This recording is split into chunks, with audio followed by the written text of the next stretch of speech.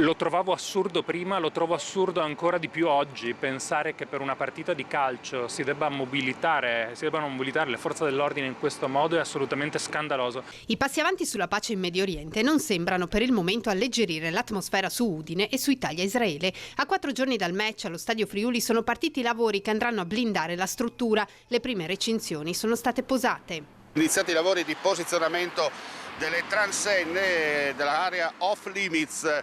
Possiamo dirlo, da questo momento siamo entrati in clima Italia-Israele. Da domani, per chi arriva dalla tangenziale ovest e dovrà raggiungere Udine, potrà farlo solo attraverso Viale Pasolini, perché a destra non si può girare, sarà chiusa al traffico proprio Viale Candolini, perché saranno messe le barriere e da lì si passa solo chi ha l'autorizzazione. Parlare di pace non ha contribuito nemmeno ad impennare la prevendita per la partita della Nazionale, che rimane fiacca, meno di 5.000 i biglietti venduti ad oggi. La preoccupazione rimane alta per la manifestazione pro Palla in città, che avrà molti più partecipanti della partita. Anche su questo fronte nessun arretramento dopo i negoziati di Trump. Nel momento in cui pure i terroristi di Hamas accettano la pace con Israele, la proposta di pace di Trump con Israele, c'è qualcuno che evidentemente va oltre i terroristi di Hamas e pensa comunque di portare disordini in una città come Udine, ripeto, per una partita di calcio, a dimostrazione del fatto che della Palestina probabilmente non gliene frega niente a nessuno ed è solo un altro motivo per creare disordini